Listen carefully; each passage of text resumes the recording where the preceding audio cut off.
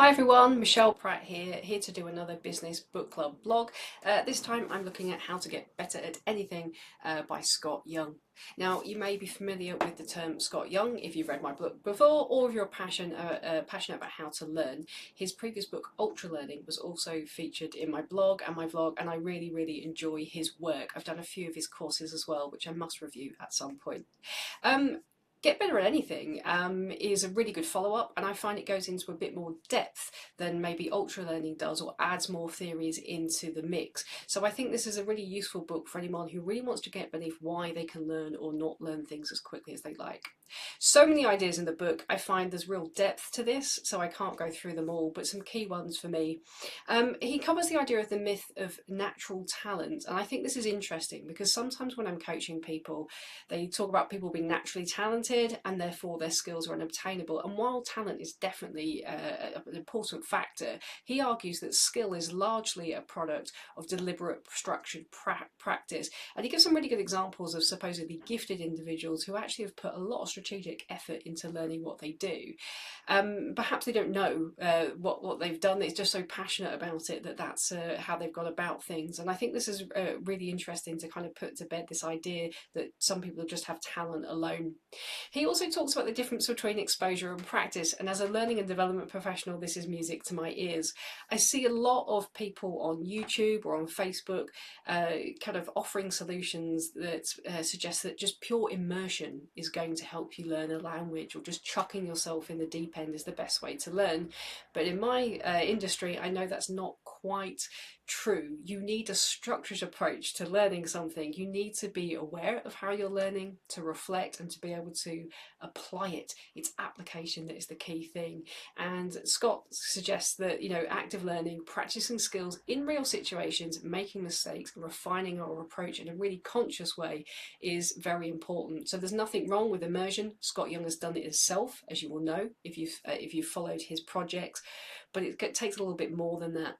He's also really passionate about the idea of direct feedback. Yes, it's nice to experiment. Yes, it's nice to find your own way and self-teach. But he has some really concrete suggestions in the book about how to get specific feedback about the things you need to hear as well. Another thing he's brought into the book, and I know reading his blog, this is something he's talked about over the years, is the idea of consistency over intensity. And this is something that shapes the way I achieve my goals at the moment. I've always tried to find those pockets of time of intense practice, and it gives you this nice feeling of having really done some groundwork. But as my Baron teacher keeps telling me, 10 minutes practice a day is better than doing an hour once a week. My yoga teacher says the same thing, and Scott's research seems to say the same thing. It's better to have a smaller, consistent, sustainable effort rather than bursts of intense work. So I think that validates a lot of what we already know. He also has a variety of ideas about how we can overcome plateaus, and I think this is really useful as well, because it's very frustrating when you get stuck and you hit that plateau. He explains why this happens and what we can do. The final one that really stuck out to me was about learning from experts. This was one of the most interesting parts of the book for me. I think quite often when we want to be good at something, we look to the pros and we look to the experts. And while they can provide valuable insights, they can give us some lovely frameworks or knowledge. He warns about being over-reliant on experts or blindly following expert advice without developing independent problem-solving skills. He encourages a balance between experts and finding your own way and adapting that knowledge to your own needs. I think for me, I've had the good fortune to meet many authors or experts in their field over the years, and I have to say that quite often their methods are very impressive, but they're very specific to them, to their personality, to their goals, even their values and purpose, as well as the context that they were performing in and the time frame, the period of time they were in too. So you can't just blindly take someone else's approach and then apply it to yourself. And I've seen that a lot over the years.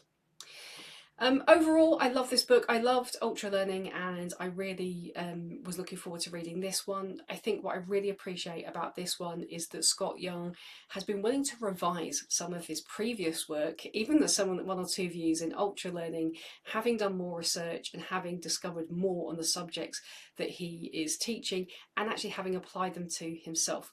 If you don't follow Scott, he has a great blog, and at the moment he's doing a challenge where every month he's taking a different aspect of his life: sleep, relationships, study, I don't know, anything, exercise, and he's improving himself in a different area. Finance is another one, and he is applying the things that he knows, and he's reading a huge amount of books as well. So this is interesting to you, and I encourage you to sign up for Scott's blog. If you ever struggled with making progress or wondering why some of your approaches work better than others, I think both ultra learning and this one provide valuable insights. I wouldn't necessarily choose one over another, but I think this one has the greater depth. Ultra learning is perhaps a good starting point. It's a bit more accessible, but either book would be really useful. So I don't know if you've read it. If you have, let me know your thoughts. If you have any authors similar to Scott, I'd love to know, because this is an area of interest to me. But for now, I'll say goodbye. I hope you enjoyed the blog. I hope you read the book, and I will see you on another video.